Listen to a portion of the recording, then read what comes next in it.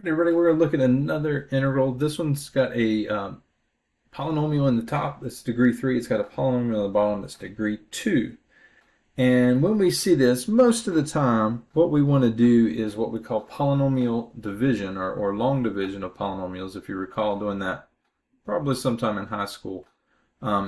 What we do is we start, make sure these are in descending order, and go all the way down to the constant. There is no constant here, so I'm just going to put a plus 0, indicate that there is no constant. And on the outside, we've got a t squared and a constant, but we don't have a t. So just for placeholder purposes, I'm going to put a 0t in there. And then when we do this division, we're asking ourselves, what do I need to multiply t squared by? That's out front here. What do I need to multiply this by in order to get this? And you can see the thing that's here is a 2 and then a t. All right, so I need a 2 and a t. Well, that's t to the first power, so I find t to the first and I go above it, and that's where I put the 2t up here. So I need a 2t, and then after I get that number, it's just like with regular division of numbers. I multiply this times the divisor. So 2t times t squared is 2t cubed.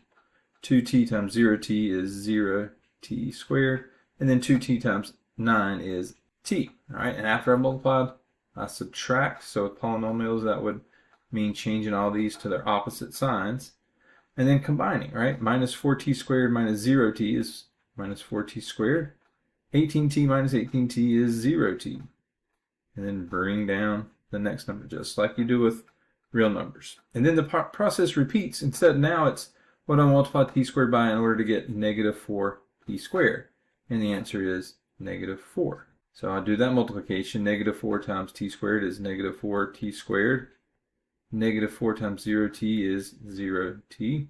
Negative 4 times 9 is negative 36. All right, change these to their opposites. This is going to go away. This will go away. This will just give me a 36. Now there's nothing left to bring down, so this is going to help me set up the integral. The remainder is 36. Remember, that means we put a 36 in the numerator and we divide by the divisor, so t squared plus 9.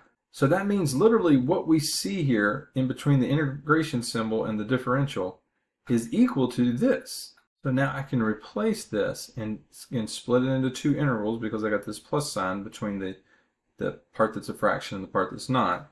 So this is 2t minus 4 plus, and then I'll break this off into its own integral, 36 over t squared plus 9. All right, now I don't need the integration tables to do the very first one.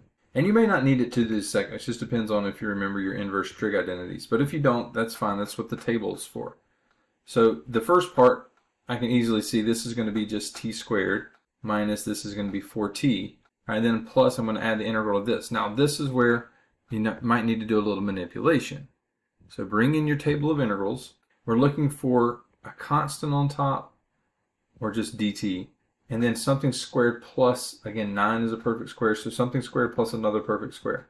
So we're looking for that, and again, it's going to be down here near the bottom of these. All right, and it's this one right here. If you look number 17, so if you look at it, we've got a squared variable. All right, that's our squared variable in the formula. And then we have a number squared. All right, so that happens to be a perfect square. That's 3 squared. All right, so that is this part right here. All right, and then the differential, and we have that. Okay, the differential that matches our variable.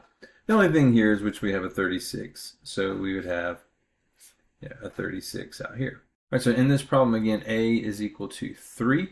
So we got a 3 and a 3. So this is going to be, I'm going to do plus. I'm going to put the 36 out here. And then this is 3 squared plus, again, t squared, same thing as x squared. So this is 1 over 3, inverse tangent of, instead of x over a, I'll put t over 3. All right, and then plus c. And then this 36 will multiply by that 1/3 and just give me a 12. So we end up with t squared minus 4t plus 12 times the inverse tangent of t over 3. And then don't forget the plus c, since we don't have a definite integral here. We have a indefinite integral. So we need the plus c. Make sure to remember that. So once again, the big thing is once we've done the division, we end up with multiple integrals. One, again, why am I doing multiple integrals? Because one, I can just easily do it with the power rule. The other one, I need, the tables or some other type of method. So that's very common to see as you break this apart in your work, just because I can easily do this one, in my head even, and then this one I'll have some more work to do. So anytime that happens, go ahead and break them apart, and that way I can see your train of thought. So definitely make sure you show that step. You get, again, no credit at all in the final exam going from here to here. So make sure you're showing that process, that train of thought.